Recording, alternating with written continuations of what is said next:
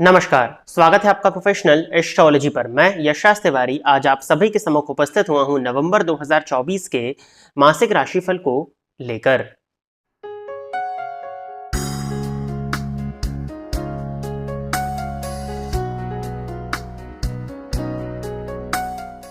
इस राशिफल के कार्यक्रम में हम चर्चा करने जा रहे हैं कि नवंबर 2024 का मंथ आपके लिए क्या फल को लेकर के आ रहा है।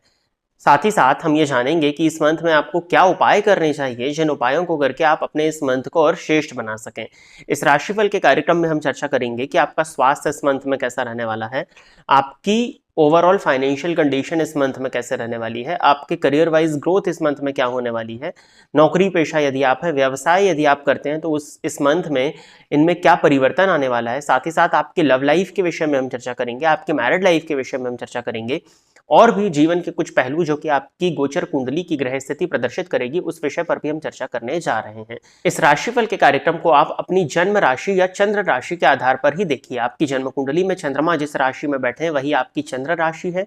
यदि आप अपनी चंद्र राशि के विषय में नहीं जानते हैं तो फिर आप अपनी नाम राशि के आधार पर भी इस राशिफल के कार्यक्रम को देख सकते हैं। अब सबसे पहले मैं आपको बता देता हूं कि इस मंथ में किन ग्रहों का गोचर परिवर्तन होने वाला है। सूर्य 16 नवंबर 2024 के दिन तुला राशि को छोड़कर के वृश्चिक राशि में प्रवेश करेंगे।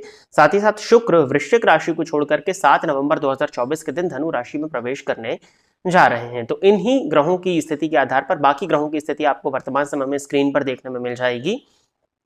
इन्हीं ग्रहों की स्थिति के आधार पर आज का राशिफल का कार्यक्रम होने वाला है। यदि आप इस कार्यक्रम को देखते हैं और इस कार्यक्रम के माध्यम से आपका कुछ भी लाभ होता है तो आप इस वीडियो को लाइक करें, साथ ही साथ इस चैनल को सब्सक्राइब करें ताकि इन फ्यूचर जो भी कंटेंट मेरे द्वारा इस चैनल पर अपलोड किया जाता है उसका नोटिफिकेशन आपको मिलता रहे। यदि इस कार्यक्रम के माध्यम से आपका कुछ भी लाभ होता है तो आप इस वीडियो को ज्यादा से ज्यादा लोगों के साथ में शेयर करें ताकि और भी लोगों का लाभ और उसका माध्यम आप सभी दर्शक बने। आइए अब हम चर्चा प्रारंभ करते हैं राशियों के क्रम में 8वीं राशि अर्थात वृश्चिक राशि के जातकों के लिए नवंबर 2024 का ये मंथ क्या लेकर के आ रहा है। वृश्चिक राशि के जातकों के लिए देखा जाए तो राशिपति मंगल बनते हैं, ये 9th हाउस में संचरण कर रहे हैं जो कि उनकी नीच राशि है। अब यहाँ पर दो बातें आती हैं। लग्नेश का नीच राशि में जाना जातक के जीवन काल में कहीं ना कहीं संघर्ष को प्रदर्शित करता है, स्वास्थ्य से संबंधित परेशानियों को प्रदर्शित करता है और जिस भी भाव में राशि नीच राशि में होते हैं उस भाव से संबंधित जो रिश्ते हैं उनमें परेशानी आती है। बट यहाँ पर राशिश का एक अच्छे भाव में अर्थात भाग्य भाव में जाकर के नीच का होना जो कि त्रिकोण का भाव है, त्रिकोण भाव में नीच का होना कहीं ना कहीं शुभ फलों को भी देने वाला माना जाएगा। सबसे पहले तो लग्नेश का भाग्य स्थान में जाना आपके भाग्य में वृद्धि करेगा, आपको आपके भाग्य का साथ मिलेगा, साथ ही साथ धन आगमन के भी अच्छे योग आपके लिए इस मंथ में बनने वाले हैं। ये कुछ चीजें पॉजिटिव हैं, बट हाँ आपके आध्यात्मिक उत्थान को कमजोर करेगा। पूजा पाठ इत्यादि में मन आपका इस मंथ में कम लगेगा। यदि आप आध्यात्मिक फील्ड से जुड़े हुए हैं, रिलीजियस फील्ड से यदि आप जुड़े हुए हैं तो ये मंथ आपके लिए बहुत अच्छा नहीं होगा। लेकिन भौतिक सुख सुविधाओं के पॉइंट ऑफ व्यू से मंगल का 9th हाउस में नीच का होना आपके लिए अच्छा है। आपके भाग्य का साथ आपको देखने में मिलेगा। जब जब आपको भाग्य की आवश्यकता होगी तब तब आप पाएंगे कि आपका भाग्य आपके साथ में खड़ा हुआ है।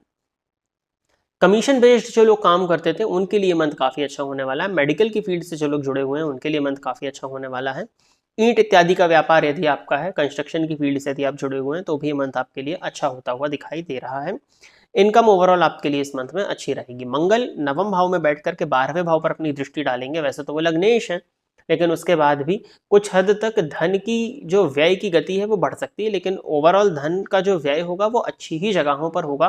तो बहुत ज़्यादा व्यय से आपको लेकर के चिंता करने की ज़रूरत नहीं है। बट हाँ एक चीज़ है, यहाँ पर सूर्य को भी डिस्कस कर लेते हैं क्योंकि वो ऑलरेडी 12th हाउस में है, दशमेश होकर के 12वें भाव में नीच राशि में बैठे हुए हैं।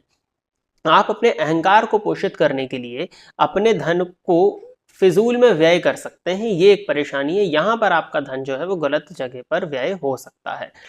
तो आपको कंट्रोल रखना है अपने ऊपर कि अपने अहंकार को शो ऑफ करने में बहुत ज्यादा धन को व्यय ना करें। 16 नवंबर तक की बस बात है, उसके बाद चीजें ठीक हैं। मंगल की दृष्टि तृतीय भाव पर होगी, आपके पराक्रम में वृद्धि होगी, आपकी कम्युनिकेशन स्किल्स में सुधार आएगा। छोटे भाई बहनों के साथ में संबंध जरूर खराब होंगे बट उसके बाद भी कम्युनिकेशन में सुधार आएगा, पराक्रम में वृद्धि होगी और उसका श्रेष्ठ मूल्यांकन आपको देखने में मिलेगा। तभी जाकर के आपको धन लाभ हो रहा है क्योंकि आप मेहनत करेंगे, आप पराक्रम करेंगे। सर्कल जो आपका है वो बढ़ने वाला है। सोशल मीडिया की फील्ड से जुड़े हुए थे तो भी आपको ग्रोथ इस मंथ में देखने में मिलने वाली है। और मंगल की दृष्टि चतुर्थ भाव पर पड़ेगी, अच्छी नहीं है क्योंकि वहां शनि ऑलरेडी बैठे हुए हैं। आपके मेंटल पीस को थोड़ा सा खराब करेगी। जो छवि आपकी है, समाज में जो छवि बनी हुई है वो कुछ हद तक धूमिल हो सकती है यदि आपका कैरेक्टर थोड़ा सा वीक होता है तो। चित्त की अशांति आपको देखने में मिलेगी, व्यस्तता ज़्यादा होने के कारण आपका मन शांत नहीं रह पाएगा, बहुत थका हुआ महसूस कर सकते हैं। मन में बेचैनी महसूस हो सकती है, हो सकता है कि लगे आपको चीज़ें स्लो जा रही, मेहनत तो कर रहे हैं बट चीज़ें स्लो जा रही हैं क्योंकि शनि की दृष्टि राशि पर है, लग्न पर है, बट चीज़ें फिर भी होने वाली हैं। मदर की हेल्थ को लेकर के आपको बहुत ज़्यादा चिंता होने वाली है, मदर की हेल्थ में परेशानियां हैं। हृदय-जन्य रोग यदि आपको थे, हार्ट से संबंधित यदि आपको परेशानी थी, तो वो परेशानी बढ़ सकती है। आपको अपनी हार्ट की हेल्थ का और स्पेशली लंग्स इत्यादि के हेल्थ का बहुत ज़्यादा ध्यान देना चाहिए। जो लोग स्मोकिंग करते हैं, स्मोकर्स के लिए ये मंथ कहीं न कहीं परेशानियों को लेकर के आएगा, हेल्थ वाइज़। बाकी मदर की हेल्थ का ध्यान रखिएगा। अगर किसी तरह का ऑपरेशन आपकी मदर का होने वाला है, अर्थराइटिस इत्यादि की यदि उनको शिकायत है, हड्डियों में, जोड़ों में दर्द की शिकायत है, तो वो इस मंथ में बढ़ती हुई दिखाई दे रही है। सूर्य दशमेश होकर के 12वें, मैंने बताया अहंकार के व्यय से बचना चाहिए, बॉस के साथ में रिलेशंस खराब होंगे, अहंकार के चलते किसी की सुनना ना सुने आप, ना सुनने के चलते आपके बॉस के साथ में आपके रिलेशंस खराब हो सकते हैं। लेकिन करियर में मुझे कोई बहुत ज़्यादा दिक्कत आपके नहीं दिखाई देती, उसके पीछे रीज़न है दशमेश 12वें गए हैं। यदि विदेश से जुड़ करके काम करते हैं, मल्टीनेशनल कंपनी में काम करते हैं, स्वतंत्र काम करते यदि आप हैं, जहाँ पे आपका टाइम फिक्स नहीं होता कि किस समय आप काम कर रहे हैं, तो ये मंथ आपके लिए अच्छा है। बॉस के साथ में बस रिलेशंस थोड़े से फ्लक्चुएट करेंगे, लेकिन मंथ ठीक है। एमएनसी से जुड़े हुए हैं, मल्टीनेशनल कंपनी में है, या विदेश से जुड़ करके व्यापार हो रहा है, या विदेशी क्लाइंट्स को ट्रीट करते हैं, आप जिस जगह पर हैं वहाँ से दूर दराज के लोगों से आपके संबंध यदि बनते हैं, तो आपके लिए मंथ ठीक है। करियर को लेकर के बहुत ज़्यादा चिंता नहीं है, ठीक रहेगा। बस बॉस के साथ में रिलेशंस में फ्लक्चुएशंस दिखेंगे। धन लाभ के पॉइंट ऑफ व्यू से मंथ अच्छा है, ऑलरेडी आपको बता चुका हूँ, धन लाभ की स्थिति अच्छी रहेगी। बट बुध और शुक्र की उपस्थिति लग्न में है, शुक्र की उपस्थिति लग्न में तो बहुत अच्छी है आपके लिए, जीवन साथी के साथ में अच्छा समय बीतेगा, जीवन साथी का प्यार मिलने वाला है, जीवन साथी के साथ में घूमने जाना चाहते हैं तो वो जा सकते हैं। बट बुध राशि पर है, धन कमाने के पीछे बहुत ज्यादा लगे रहेंगे और आपका स्वास्थ्य उसके चलते कॉम्प्रोमाइज होगा। त्वचा जन्य रोग, त्वचा से संबंधित परेशानियां, दांतों से संबंधित परेशानियां, मुंह में पिंपल्स इत्यादि का निकल आना, स्किन ड्राइनेस की प्रॉब्लम आपको इस मंथ में देखने में मिलने वाली है। हेल्थ का ध्यान रखिएगा थोड़ा सा इस मंथ में, बस यही मैं आपसे कहना चाहूँगा। कुटुंबीजनों के साथ में भी संबंध जो है वो मिले जुले ही रहेंगे, ना बहुत अच्छे ना बहुत बुरे। जीवन साथी को आपके ग्रोथ मिल सकती है इस मंथ में, क्योंकि शुक्र की उपस्थिति लग्न में है। बाकी ओवरऑल ये मंथ ठीक है, हेल्थ का थोड़ा सा ध्यान देना है, करियर के पॉइंट ऑफ व्यू से चीज़ें ठीक है, क्रोध पर नियंत्रण रखना है, क्रोध की वृद्धि हो सकती है, माता पिता के स्वास्थ्य का ध्यान देने की जरूरत है।